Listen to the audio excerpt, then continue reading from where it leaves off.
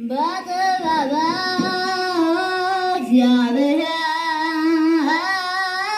አውስኦ ጸሎተ ሃይማኖት ይለቅ የሚል ከመምህራኑ አስተያየት ስለመጣ የሶስተኛው ማጠቃለያ ጥያቄ ነው። የሶስተኛው ጥያቄያችን በንስሐ አባቶችና በንስሐ ልጆች መካከል ሊኖር የሚገባው ግንኙነት እስከምን ድረስ ነው? ማለትም ከንስሐ አባቶች ምን ይጠበቃል፣ ከንስሐ ልጆችስ ምን ይጠበቃል የሚል ነው።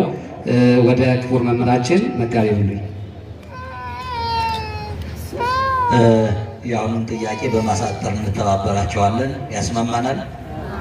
እናንተም ባለመሄድ ተባበሩን። ይሁን እንግዲህ የመምህረ ንስሐና ወይም ደግሞ የንስሐ ልጆች ያላቸው ግንኙነት ምን መምሰል አለበት የሚል ጥያቄ ነው። ዮሐንስ ወንጌል ምዕራፍ 21 ቁጥር 15 ይህ መሰረተ ቃል ነው። ወምድረ መስኩ ይቤሎ ለስምዖን ጴጥሮስ ስምዖን ወልደ ዮና ታፈቅረኒኑ። ምሳ ከበሉ በኋላ የዮና ልጅ ስምዖንን መድኃኔ ዓለም ክርስቶስ እንዲህ ብሎ ጠየቀው። የዮና ልጅ ስምዖን ሆይ ትወደኛለህ አለው። ምን ትለኛለህ? የዮና ልጅ ስምዖን ትወደኛለህ ሆይ?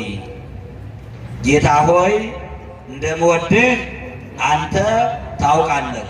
3 ጊዜ ደጋግሞ ይህን ቃል ጠየቀው። ቅዱስ ጴጥሮስ ግን ፈራ። 3 ጊዜ ዶሮ ሲጮህ ትክደኛለህ ብሎት አልክድም ብሎ ክዶ ስለነበረ ያ ቃል ትዝ አለውና እባብ ያየ በልጥ እንዲሉ ፈራ፣ ደነገጠ። መጨረሻ ለ3ኛ ጊዜ እንደምወድህ አንተ ታውቃለህ ብሎ ቅዱስ ጴጥሮስ የመጨረሻ የፍቅር ቃሉን ተናገረ። ሊቃውንት እንዲህ ብለው ይተረጉሙታል። ቅዱስ ጴጥሮስ እንደምታውቁት ተጉዞ ቀራንዮ ላይ ችግር የገጠመው ችግሩን ደግሞ ወዲያው በእንባ ያስወገደ ታላቅ ሐዋርያ ነው። ወዲያው 3 ጊዜ ካደ። ነገር ግን ወጻፋ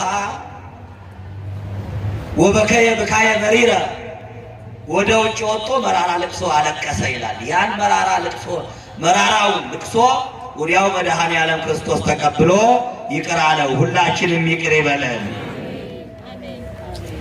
ስለዚህ ቅዱስ ጴጥሮስ ቅዱስ ጴጥሮስን ለመጨረሻ እንደታረቀው ክህደቱን እንደረሳለት መጀመሪያ የሰጠውን በቂሳርያ የሰጠውን የቤተ ክርስቲያን የመንግሥተ ሰማያት ቁልፍ እንዳጸደቀለት ለማጠየቅ ለመጨረሻ ጊዜ ትወደኛለህ ብሎ ከጠየቀ በኋላ የፓትርያርክነትን ማዕረግ ሰጠው። የሀገራችን ሊቅ አባ ጊዮርጊስ ዘጋስጫ ይገርመውና እንዲህ ይላል። ቅዱስ ጴጥሮስ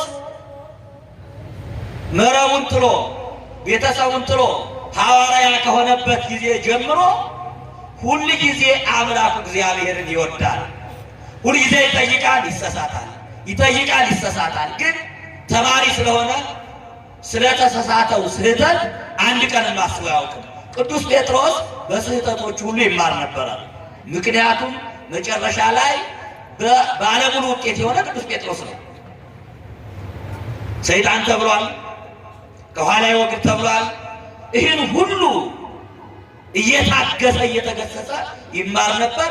መጨረሻ ላይ የመንግሥተ ሰማያትን ቁልፍ የያዘ፣ መጨረሻ ላይ ቤተ ክርስቲያንን አደራ የተቀበለ፣ መጨረሻ ላይ ፓትርያርክ የሆነ፣ ለመጨረሻ ጊዜ በቢታንያ ተራራ አምላካችን እግዚአብሔር ወደ ሰማይ ሲያርግ ሐዋርያትም አብረው ወደ ላይ ከፍ ብለው አዩና ክርስቶስ በሥጋ ወደ ላይ ሲያርግ ሐዋርያት ደግሞ ልባቸው አብረው አረገ።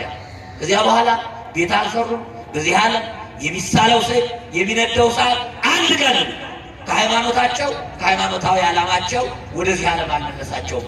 ክርስቶስ ሲያርግ ቀና ብለው አዩና ልባቸው እንዳለ አድርጎ ነው የቀረ። ከዚያ በኋላ ሲጽፉ በሰማይ ያለው ልብክም ይላሉ። በሰማያዊ ነገር ምድሩን ረሱት እና ቅዱስ ጴጥሮስ ያን ጊዜ የመጨረሻው ቀን ትወደኛለህ ተብሎ ፓትርያርክ ሆኖ ሲሾም እስከዚያ ድረስ ይወድ ነበረ። ዮሐንስን ጌታ ይወደዋል። ቅዱስ ጴጥሮስ ደግሞ ጌታን ይወዳል። መወደድ ማንም ሰው ሊወድ ይችላል። መውደድ ግን ከባድ ነው አይደል? መውደድ ከባድ ነው። ቅዱስ ጴጥሮስ ጌታን ይወዳል። ጌታ ደግሞ ዮሐንስን ይወዳል። ካጠገቡ ያስቀምጠዋል። መጨረሻ ላይ ግን እንደ ሰው ቢሆን ኑሮ ጌታ ሊወደው ዮሐንስን ነው። ዮሐንስን ስለሚወደው የዓለምን ፍጥርቅና የመንግሥተ ሰማያትን ቁልፍ ለዮሐንስ ነው መስጠት የነበረበት። ግን ከመውደድ መውደድ ስለሚበልጥ አጥብቆ የወደደውን ሰይጣን ስለው የተከተለውን ሲነቅፈው አሜን ብሎ የተቀበለውን ቅዱስ ጴጥሮስን የመንግሥተ ሰማያት ቁልፍ ሰጥቶ የዓለም ፓትርያርክ አደረገው። የወደደውን ዮሐንስን ደግሞ የሚወዳት እናቱን በመስቀሉ ስር ሰጥተው ይላል። ክብርና ምስጋና ለአምላካችን ይሁን። ስለዚህ ቅዱስ ጴጥሮስ በመጨረሻ እግዚአብሔር እንደሚወደው ካረጋገጠ በኋላ በጎችን ጠብቅ፣ ጠቦቶችን ጠብቅ፣ ግልገሎቹን አሰማራ፣ አረጋውያንን መጠበቅ፣ ወጣቶቹን መጠበቅ፣ ሕፃናትን ደግሞ በትምህርት መስክ ማሰማራት ስለሚያስፈልግ ይህ አይነት ነው ግንኙነታቸው። የጠባቂነትና የተጠባቂነት፣ የመጋቢነትና የተመጋቢነት። ካህኑ መክሮ አስተምሮ የተጣሉትን አስታርቆ ወደ ለመለመችዋ ቤተ ክርስቲያን አምጥቶ ወንጌል አስተምሮ ሥጋውን ደሙን ይመግባል። ሰርተው ካገኙት ከአስራታቸው ከበኩራታቸው ከተረፋቸው ነገር ደግሞ አምጥተው ለቤተ ክርስቲያን ይሰጣሉ። ቤተ ክርስቲያን ደግሞ ካህኑን የሥጋውን የሚለብሰውን የጫማውን መኖሪያውን በአቅሟ ትመግበዋለች። ስለዚህ ተመጋጋቢ ናቸው፣ መምህርና ተማሪ ናቸው። በዚህ አይነት ፍጹም የአባትና የልጅ ፍቅር ምስጢር አላቸው። ምዕመኑ የትኛውንም ኃጢአት ሳይፈራ ሳያፍር የሰራውን ሕክምና ስለሆነ ለአባቱ ሂዶ ይናገራል። ጠፍቼ ነበር ተገኝቻለሁ፣ ሰርቄ ነበር ተሳስቻለሁ፣ እንዲህ አድርጌያለሁ ብሎ ሳይፈራ ሳያፍር፣ በሬ ሰርቆ ገመድ ሰርቄ ሳይል፣ ዝሙት ፈጽሞ አልጋ ላይ ወድቄ ሳይል ያለምን እግዚአብሔርን ዳኛ ካህኑን ምስክር አድርጎ ንስሐ ይገባል። ያን ንስሐ ሲፈጽም ካህኑ እግዚአብሔር በሞተበት ዓለምን ባዳነበት መስቀል እየባረከ እግዚአብሔር ይፍታ ይለዋል። በመካከላቸው ያለ እግዚአብሔር ነው። ሥጋው እግዚአብሔር ነው፣ ደሙ እግዚአብሔር ነው፣ መስቀሉ እግዚአብሔር ነው፣ ቤተ ክርስቲያን እግዚአብሔር ናት። ካህኑ እንደራሴ ወኪል ነው። የቆሰለውን አካል በትምህርት እንዲያክም የተሰጠው ነው።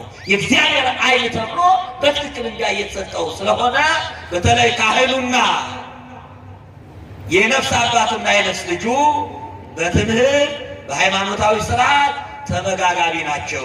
ከዚያ ውጭ ግን እንደው እናንተም ድል ያለ ድግስ ደግሳችሁ በግ አርዳችሁ በሬ አርዳችሁ ጠርታችሁ አባ ይባርኩን ቤቱን ጸበል ልችሉ ቤቱ ምን አለ? ቤቱን እኮ ሰይጣን አይዘው። ሰይጣን መብራት የማይበራበት ክፍል ውስጥ አይደለም ያለው፣ እኛ ጭንቅላት ውስጥ ነው ያለው። እንዳትቆኙ አባ በዚህ በጨለማው ቤት ይረጭ እንደዛው ሞኛ ናችሁ። ጨለማ እኮ እሱ አይፈራም፣ ቦታው አይደል? እኛ እኮ ጨለማ ይፈራል። ሰይጣን ብርሃን ነው የሚፈራው። ተቃራኒ አይደል? ጨለማ ይፈራል። ጨለማ ሰይጣን ይፈራል። ራሱ ጨለማ አይደል? ጨለማ ይፈራዋል። ስለዚህ እንደው በስጋዊ ብቻ አይሆን ግንኙነታችን። የኔ አባት እኮ በጣም ጥሩ ናቸው፣ የገባቸው ናቸው። ምንድን ነው የገባቸው? ለአራዳ ወደ አራዳ ሄዱ። የአራዳ አራዳ ጊዮርጊስ ሲላራተው የአራዳ ታቦት የለም ማለት እንዲህ አይደለም የሚያስፈልገው። ምዕመናን በደንብ አድርጎ የሚያስተምራችሁ፣ በደንብ አድርጎ የሚገስጻችሁ፣ ተው ሚላችሁ፣ ተው ሚል ካህን ካለ፣ የሚደረግ ካህን ካለ፣ የሚፈራ ካህን ካለ ትዳር አይፈርስም። የሚደረግ ድርሻው የሚወጣ አባት ካለ አባ ባሌን ይቆጡት፣ አባ ባለቤቴን ይቆጧል፣ አባ ልጆቻችን ይቆጡ። መጀመሪያ ቤቱ ከመበጥበጡ በፊት አስቀድሞ ማከም ማስተካከል ስለሚቻል እጅግ በዋናነት ግንኙነታችን በነፍስ ጉዳይ ነው። ቀጥሎ ግን በስጋ ከሌለ ነፍስ ስለሌለ መምከር፣ መስከር፣ ተው ማለት በስጋ ቢታመሙ ምስጢረ ቀንዲል ደግሞ ጸበል አጥምቆ ማዳን መፈወስ ይቻላል። ስለዚህ ካህኑ ያዝዛል፣ ምዕመኑ ይታዘዛል። እንዲሁ ንስሐ አባት ሲባል ሆኖ ደርሶ ጸበል ተረጭቶ መሄድ እንደገና ደግሞ የሆሳዕና ዕለት ይፍቱኝ ነው የሚባል። የይፍቱኝ ቀን ሰው ተሰብስቦ ይመጣና ይፍቱኝ ይፍቱኝ ይፍቱኝ ይፍቱኝና ምን እንዳደረገ ሳይታወቅ የኔን ትምህርት እያጠቃለልኩ ነው። የሆሳዕና ዕለት ሁሉም ሰው ነው የሚመጣና አንድ ካህን ጠዋት ወደ ቤተክርስቲያን እየሄዱ እንደዚህ ቤት የታመመ እግዚአብሔር ይፍታ ብለው ወደ ቤተክርስቲያን እየሄዱ እያሉ አንድ ወጣት ያገኛቸውና እየሄዱ እያሉ አባ ይባርኩኝ አላቸው። ዛሬ ይፍቱኝ እኮ ነው፣ ዛሬ ይፍቱኝ ስለሆነ ሕማማት ስለሚገባ ለመፈታት መጥቼ ነው አለ።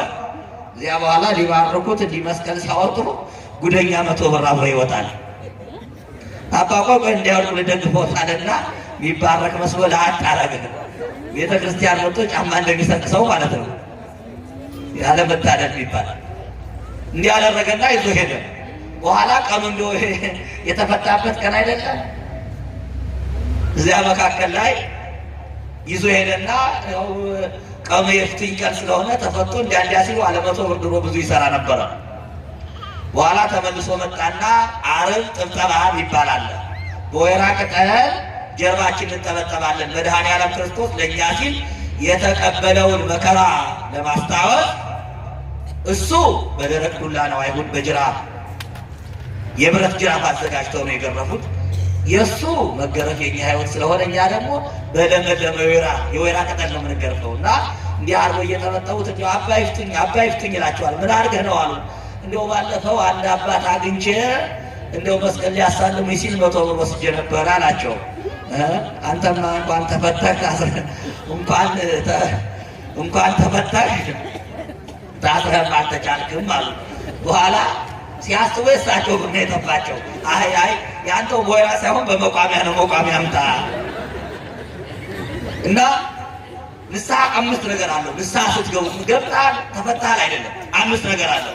አንደኛ መጀመሪያ ኃጢአታችን ማመን፣ ሁለተኛ ኃጢአታችን ደግመን እንዳንሰራው በውሳኔ ማረጋገጥ፣ ኃጢአት መስራታችን ካረጋገጥ ደግመን ወደዚያ ላለመመለስ ካሰብን ካመን በኋላ ሶስተኛው ከካህኑ ፊት ሂዶ መናዘዝ፣ አራተኛው ከተናዘዝን በኋላ ካህኑ ዶክተሩ ያዘዘውን መድኃኒት አነሰ ብሎ አለማብዛት፣ በዛ ብሎ አለማጉረምረም፣ በትክክል መድኃኒቱን ወስዶ መጨረስ። አንደኛ ይቅርታ የያዕቆብ መልእክት ምዕራፍ 5 ቁጥር 17 ላይ ከእናንተ መካከል የታመመ ሰው ቢኖር ቀሳውስትን ይጥራ፣ ደስ ያለው ሰው ቢኖር ይዘምር፣ የታመመ ሰው ቢኖር ቀሳውስትን ይጥራ ይጸልዩለት፣ የሃይማኖት ጸሎት በሽተኛውን ይፈውሰዋል ይላል። ስለዚህ የቤተ ክርስቲያን የሃይማኖት ዶክተሮች፣ ሐኪሞች በመስቀላቸው ባርከው ጸበል አጥምቀው ከደዌ ሥጋ ከደዌ ነፍስ የሚፈውሱ ካህናት ባለ መድኃኒቶች ተብለዋል። ስለዚህ ያን መድኃኒት በትክክል መውሰድ ኃጢአቴ ብዙ ነው፣ ቀኖናው አንሷል፣ ኃጢአቴ ብዙ ነው እንዲህ ሳልን በትክክል ካህኑ የሰጠንን መፈጸም፣ ያሊያም ደግሞ ከከበደን መሀል ላይ ማቋረጥ ሳይሆን ለሥጋ የታዘዘልን መድኃኒት ሆዳችን ሲቆርጠን መቼም የአንዱ መድኃኒት ለአንዱ በሽታ ይሆናል። ለጨጓራችን የወሰድነው ለሌላ በሽታ ሊሆን ስለሚችል መከላከያ ይሰጡናል ሐኪሞች። በዝቶብኛል ቀኖናው ይቀነስልኝ ወይም ደግሞ በሌላ ይለወጥልኝ ብሎ ቀኖና የሰጠውን ካህን ማማከር ይቻላል። ከዚያ ውጭ ግን ቀንሶ መተው ጀምሮ መተው አይቻልም። በትክክል መድኃኒቱን መውሰድ። አምስተኛውና የመጨረሻው ቸካፕ የሚባለው የሕክምና መጨረሻ ማረጋገጫ ሄዳችሁ ድነሃል፣ ካሁን በኋላ እንደው አልኮልም ሞክር እንዲህም ማድረግ ይባላል አይደል? የተከለከለው ነገር እንደገና ጤና ተመልሶልሃል፣ ቀድሞ ትመገበው የነበርን ተመገብ ብሎ ሐኪሙ ካወጀ በኋላ ወደዚያ እንመለሳለን። ያ ግን መድኃኒት እየወሰድኩ ነው ሐኪም ከልክሎኛል እንላለን። ቀኖናውን የጨረሰ አንድ ተነሳሂ ንስሐ የሚገባ ምዕመን መጨረሻ ማረጋገጫው ሥጋውን ደሙን መብላት ነው። ከዚያ በኋላ መዳኑ ከእግዚአብሔር ጋር ተጣልቶ ተለያይቶ ነበረ። መመለሱ ከእግዚአብሔር ጋር አንድ መሆኑ የሚታወቀው በሥጋው በደሙ ስለሆነ በዚህ አይነት መንፈሳዊ ግንኙነት፣ የትምህርት ግንኙነት ከካህኑና ወይም ደግሞ የነፍስ አባቱና የነፍስ ልጁ መንፈሳዊ ግንኙነታቸው በዚህ መልኩ ነው። ይቆየን። ቃለ ሕይወት ያሰማልን፣ ቃለ ሕይወት ያሰማልን፣ በጸጋ በበረከት በረድኤት ይጠብቅልን። እንግዲህ መምህራችን በንስሐ አባትና በንስሐ ልጆች መካከል ሊኖረው የሚገባው ግንኙነት ምንድን ነው? ከንስሐ አባቶች ምን ይጠበቃል? ከንስሐ ልጆችስ ምን ይጠበቃል? የሚለውን በእውነት ጥልቅ በሆነ በዚሁም በተጨማሪ ደግሞ እያዋዙም እንደ ቀልድም እያደረጉ ትልቁ ነገር ለሕይወታችን የሚሆን አስጨብጠውናል። በድጋሚ ቃለ ሕይወት ያሰማልን። አንድ ወቅት አንድ መምህር እዚሁ ቦታ ጋብዘን ስለ ንስሐ ሲያስተምሩ እስቲ ንስሐ አባት ያላችሁ ብለው ሲጠይቁ ታስታውሱ ይሆናል አይደል? 3/4 ወይም 75% ያህሉ እንዳለው እጁን አውጥቷል። ግን 1/3 ያህሉ ደግሞ አልነበረው እና ለምንድን ነው የማትይዙት? ሁላችሁም ንስሐ አባት ሊኖራችሁ ያስፈልጋል። ንስሐ አባት ሲኖራችሁ ነው መቼም አሁን ይሄ የመጀመሪያው ንስሐ አባት ነው ያዝነው። ከዛ በኋላ ነው እንግዲህ እነኝን ነገሮች የምታሳኩት ማለት ነው። ስለዚህ አሁንም ያልያዛችሁ ካላችሁ ሁላችሁም ንስሐ አባት ሊኖራችሁ ያስፈልጋል። እኔ አንዴ እንዲሁ ስለ ንስሐ እዚሁ ቦታ ሳስተምር መጨረሻ ላይ 4-5 መጥተው ንስሐ አባቱንም ያሉ አይ እኔ እኮ ነገሩን ነው እንጂ ያልኳቸው አልኳቸው። አሁንም አሉ አባቶች፣ ቤተክርስቲያን የገዳም አባቶች መነኮሳቱ አሉ። ስለዚህ እነሱን ቀርቦ ማነጋገር ንስሐ አባት መያዝ ያስፈልጋል። እንዳላስመሻችሁ በቀጥታ ወደ መምህራችን መምህር ዳንኤል ሰይፈ ሚካኤል ነው በዛው ጨርሱታል ብዬ ነው።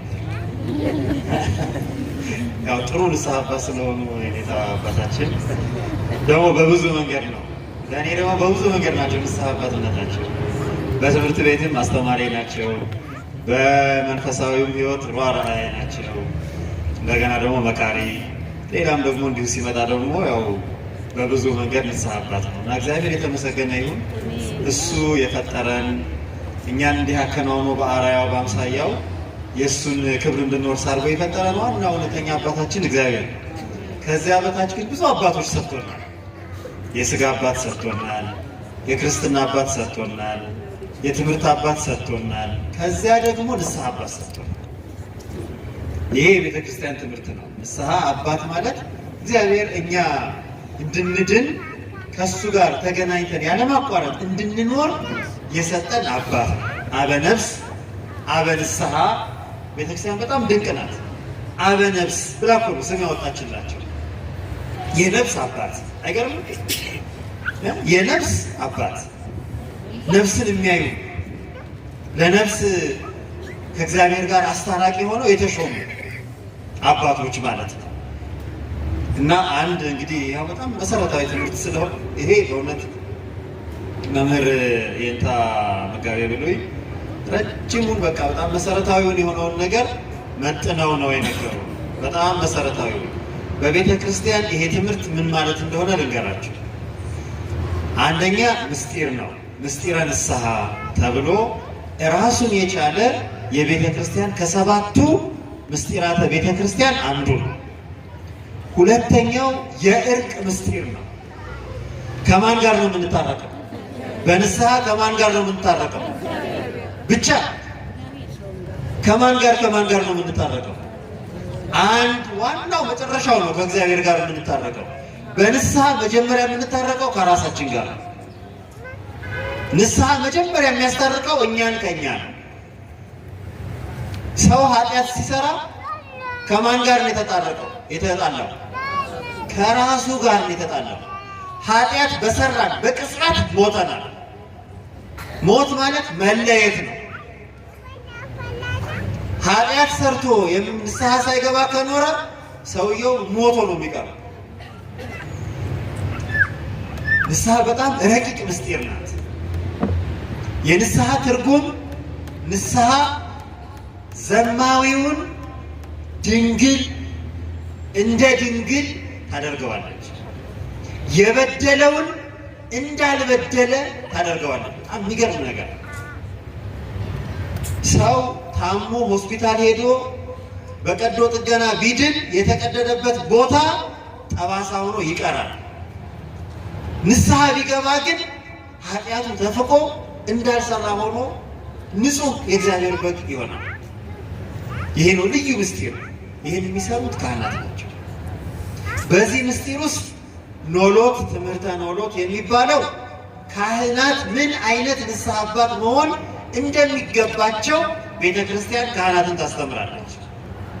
ምስጢሩ ደግሞ የሚያያዘው መጀመሪያ የኔታ መጋቤ ብሉይ ዮሐንስ ወንጌልን ጠቅሰው እግዚአብሔር ለጴጥሮስ ወልደ እግዚአብሔር መድኃኔዓለም ምን ብሎ ነው የነገረው?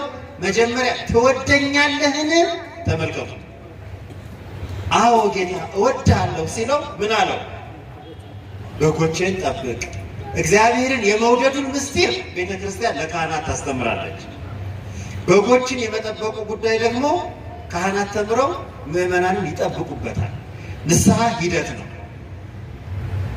ንስሐ በጣም ረቂቅ የሆነ ምስጢር ነው ብያቸዋል። እርቅ የምናደርግበት መሳሪያ ነው። ሰው ከራሱ ጋር የሚታረቅበት፣ ሰው ከራሱ ጋር ብቻ አይደለም መጀመሪያ፣ ቀጥሎ ደግሞ በደልን ከፈጸመበት አካል ጋር ይታረቃል በንስሐ። አንተ ሰው ይላል ማቴዎስ ወንጌል፣ ለእግዚአብሔር መስዋዕትን ለማቅረብ መስዋዕትን ወደ መሰዊያው ይዘን ስትመጣ መጀመሪያ መስዋዕቱን በመሰዊያው ላይ አስቀምጥ እና ተመልሰህ ከማን ጋር ታረቃለህ? ከበደልከው ከበደለህ ሰው ጋር ታረቅ፣ ንስሐ ግባና። ከዚያ ጋር ሳይታረቅ ከእግዚአብሔር ጋር መታረቅ አይቻልም። ሰው መጀመሪያ ከራሱ ከዚያ ቀጥሎ ኃጢአትን ከሰራበት በደልን ካደረገበት ጋር መታረቅ፣ ከዚያ ቀጥሎ ደግሞ ሌላ አለ፣ እርቅ ይቀጥላል። እርቁ ደግሞ ከቤተ ክርስቲያን ጋር ይመጣል። ምክንያቱም ሰው ሲበድል ቤተ ክርስቲያን ሕጓን፣ ቤተ ክርስቲያን ስርዓቷን፣ ቤተ ክርስቲያን ቀኖናዋን ነው የጣሰው። ከዚያ በኋላ ነው ቤተ ክርስቲያን ከእግዚአብሔር ጋር የምታስተምረው። ይሄ የእርቅ ስርዓት የሚፈጸመው በንስሐ ነው። ላረዝምባችሁ ላረቅባችሁ አይደለም፣ ግን ስርዓቱ በጣም አጭርና ቀላል ነው። መምህር በ5 ነገር ከፍለው ነግረውናል። በቃ ይህን ለመፈጸም 2 ረድፍ መንገዶች ብቻ ናቸው ያለው። ሁለት ደረጃ 5 ቢሆኑም ሲከፈሉ 2 ናቸው። የመጀመሪያው ሰው ኃጢአቱን ማወቅ የማድረሻ ነው፣ የራሱ ድርሻ። ያን ያወቀውን ኃጢአት ደግሞ ማመን ይላሉ። አእምሮ ኃጣው ይሉና ከዛ ቀጥሎ ተአምኖ ኃጣው ይላል። አዎ ሰርቻታለሁ፣ ማወቅ ብቻ አይደለም። አዎ ልሰራ እችላለሁ ይላል፣ ገና ነው አላወቀም። እኔ ልበድል እችላለሁ ይላል፣ ገና ነው አላወቀም። ላጠፋ እችላለሁ፣ ገና ነው አላወቀም። አጥፍቻለሁ ሲል አወቃት። አጥፍቻለሁ ሲል ያጠፋኋት ጥፋት ደግሞ እግዚአብሔርንም ራሴንም ወገኔንም ቤተ ክርስቲያንንም አሳዝኛለሁ ሲል አመነ። ይሄ ማን ላይ ነው የሚቀረው? አሁንም ሰውየው ላይ አንዲት ትቀራለች። የነገሩ በጣም መሰረታዊ ነገር ላለመድገም ተጸጽቶ መጥላት፣ ጸሊያ ኃጣው ይሉታል። ጸጸት ኃጢአትን መጥላት። እዚሽ ጋር ስንደርስ የእኛን ድርሻ ጨረሰ። የእኛን ድርሻ ጨረስ። ከዚህ በኋላ ያለው ድርሻ የማን ነው? ጥያቄውን የጠየቀው ሰው በተለይ የካህኑ ድርሻ፣ የኔ ድርሻ። የኔ ድርሻ እስከዚህ ያበቃል። ማወቅ፣ ማመን፣ መጥላት ኃጢአት ነው።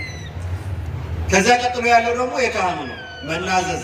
ሲናዘዝ ለካህኑ ሲናዘዝ ሰውየው ካህኑ ምን ማድረግ ይጀምራል? የሰውየውን ኃጢአት ይሸከማል። ክርስቶስ የኛን ኃጢአት እንደተሸከመ የካህኑ ድርሻ ደግሞ ያለ አይዞ እግዚአብሔር መድኃኒታችን ኃጢአት የሌለበት የእኛን ሥጋ ለብሶ የእኛን በደል ተሸክሞ በቀራንዮ ቆሞልሃል ይለዋል ካህኑ ለምእመኑ። እራቁቱን ለአንተ ሲል ቆሞልሃል። እሱ ያንተን ኃጢአት የሌለበት ኃጢአታችንን ተሸክሞ የቆመልን አምላክ ያንተን በደል ለመሸከም ብቁ ነው ይላል። ከዚያ ምን ብሎ ያጽናናል መሰላችሁ? ይቺ ለካህናት ጋር የምንማራት ማለት ነው። ያንተ በደል እስኪ የኔ በደል በሉ የእግዚአብሔርን ቅድስና አያቆሽሸው። አያችሁ፣ ካህኑ እንዲህ ብሎ ነው የሚያጽናና። ካህኑ ምን ይላል? አንተ የፈለገ ብትበድል ሳሙና የፈለገ ቆሻሻ ሰው መጥቶ ቢታጠብበት ሳሙና ይቆሽሻል? አዎ እሱ ሳይቆሽሽ አንተን የማንጻት ብቃት ስላለው በእግዚአብሔር ፊት ራቁትህን ለመቆም አትፍራ። እግዚአብሔር ከበደልከው በደል በላይ ዋጋ የሚሰጥ አምላክ ነው። የእኛን ኃጢአት ሽሮ ኃጢአታችንን ምሮ በማያልቅ ምሕረቱ መንግስቱን ለማውረስ ቃል ኪዳን ገብቶልናል። በአንተ ንስሐ፣ በቅዱሳን ምልጃ፣ በእሱ በማያልቅ ቸርነት ኃጢአትህን ይቅር ይልሃል፣ ይቅር ይልሻል ብሎ ያጽናናል። ይሄ ነው የካህን ድርሻ። ተመልከቱት። የካህን ድርሻ ይሄ የእኛን በደል ለመሸከም የእኛን ጸጸት፣ የእኛን ኃጢአት ይሰማል በጆሮ። እሱ ሲሰማ ግን ማን መሰላችሁ የሚሰማው? እግዚአብሔር ነው የሚሰማው። ከዚያ በኋላ በእሱ ኃጢአት በእሱ ስልጣን በተሰጠው ስልጣን የማይሰራ ኃጢአት እግዚአብሔር ይፍታ ብሎ ከእግዚአብሔር ጋር ያስታርቀናል። የካህን ድርሻ ማስታረቅ ነው። የካህን ድርሻ መፈወስ ነው። የካህን ድርሻ ማጽናናት ነው። የካህን ድርሻ አጽድቶ አንጽቶ ለቅዱስ ሥጋውና ለክቡር ደሙ ማብቃት ነው። መምህርና ይሄ ነው ድርሻው። የእኛ ድርሻ ንስሐ መግባት፣ የካህን ድርሻ እኛን ማብቃት።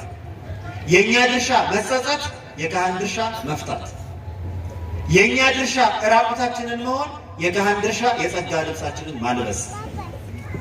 የእኛ ድርሻ ተርበናል ማለት፣ የካህን ድርሻ ዘላለማዊ የሆነውን ማዕድ መመገብ። ይሄ ነው የእኛ ድርሻ። ጌታችንን ሄዱ ካህናት ደቀ መዛሙርት ጌታ ሆይ ስለ ጸሎት አስተማርከን፣ ጸሎትን ጸልዩ ብለህ አዘዝከን፣ የጸሎትን ዋጋ ነገርከን፣ እንዴት ብለን እንጸልይ? ምን እንጸልይ ብለው ጠየቁት። ጌታችን ምን ብሎ መለሰላቸው? አንትም ውሰ ሰው ትጸልዩ ከመዝበሩ፣ እናንተ በምትጸልዩበት ጊዜ እንዲህ ብላችሁ ጸልዩ። የእኛ ድርሻ ወደ ካህናት መጥተን የኔታ እግዚአብሔርን በምን ቋንቋ ላናግረው፣ እንዴት ብዬ ልነጋገረው፣ ምን ልጸልይ ብለን መጠየቅ። የካህናት ድርሻ ውዳሴ ማርያም፣ ዳዊት፣ መልካ ማርያም፣ መልካ ኢየሱስ፣ ወንጌል፣ ኦሪት ጸልዩ ብለው ማስተማር። የካህን ድርሻ እኛ ከእግዚአብሔር ጋር እንድነጋገር ማድረግ። ይሄ ነው። ለዚህ ነው እግዚአብሔር በምድር ላይ ግልገሎቹን፣ ጠቦቶቹን፣ በጎቹን እንዲጠብቅ አደራ ሰጥቶ ካህናትን የሾመልን። ይሄ ነው። ግልጽ ነው አይደለም? ድርሻችን ምንድን ነው? ድርሻቸው ምንድን ነው? ይሄን ብናደርግ እኛም እንከብራለን፣ ካህናትን በአገልግሎታቸው ይከብራሉ። ተነሳሂውም ንስሐ በመግባቱ በእግዚአብሔር ፊት ሞገስን ያገኛል። ንስሐ የተቀበለው ካህንን የአደራ ስርዓቱን በመፈጸሙ በእግዚአብሔር ፊት ሞገስ ያገኛል። ማስተማር፣ መምከር፣ እኛን ማንጻት ነው የካህናት ድርሻ። የተሾሙት እኛን ለመስማት ነው። ካህናት የተሾሙት እኛን በእግዚአብሔር ፊት አቅርቦ ሥጋውን ደሙን ተቀብለን መንግስቱን እንድንወርስ ማድረግ ነው። አሁንም ለዚህ ንስሐ ያልገባን፣ ንስሐ አባት ያልያዝን፣ ንስሐ አባቶቻችንን ይዘን ቅዱስ ሥጋውን ክቡር ደሙን ተቀብለን የእግዚአብሔርን መንግስት መውረስ ይገባናልና ይህን ለማድረግ እግዚአብሔር ይርዳል። በሰባት እግዚአብሔር ቃለ ሕይወት ያሰማልን፣ ቃለ ሕይወት ያሰማልን፣ በጸጋ በበረከት በረድኤት ይጠብቅልን። እንግዲህ ምን እንላለን? በእውነት እንደዚህ አይነት በህይወታችን ውስጥ ሁልጊዜ እንድናስታውስ የሚሆን የተቀመጠ ቃል ነው። በቃ የምንረሳው ሳይሆን ሰምተነው የምንሄደው ሳይሆን አብረን ይዘነው ወደ ቤታችንም ስንሄድ፣ ስንወጣ፣ ስንገባ፣ ስንመላለስ ሁልጊዜ የምናስታውሰው መልስ ነው የተመለሰልን። እንደው ለሁለቱም መምህራን እግዚአብሔር አምላክ በእውነት ረጅም ዕድሜ ከጤና ጋር ሰጥቶ በቤተ ክርስቲያናቸውን እያገለገሉ እንደዚሁ በጤንነት እንዲቆዩ የእርሱ ቅዱስ ፈቃዱ ይሁንልን። በድጋሜ ቃለ ሕይወት ያሰማል፣ ቃለ ሕይወት ያሰማል። እኔ በእውነት በጣም ነው ደስ ያለን። ቅዱስ ዳዊት ቃልህ ከማርና ከስኳር ይልቅ ለጉሮሮዬ ምን አለኝ ይላል? ጣፈጠኝ። አልጣፈጣችሁም? ነው መልሶቹ አልረካችሁም? የረካ ሰው እንዴት ነው ታዲያ? አዎ እግዚአብሔር ይስጥልን፣ እናንተንም እግዚአብሔር ይባርካችሁ።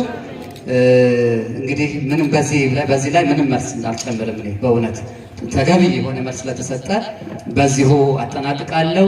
የዛሬው እግዚአብሔር አምላካችን በሰላም ቢያደርሰን ታኅሳስ 14 እንደዚሁ በየወሩ እንዲሁ አይነት ጥያቄና መልስ ይቀጥላል። የእኛን እዚህ ላይ ፈጽመናል።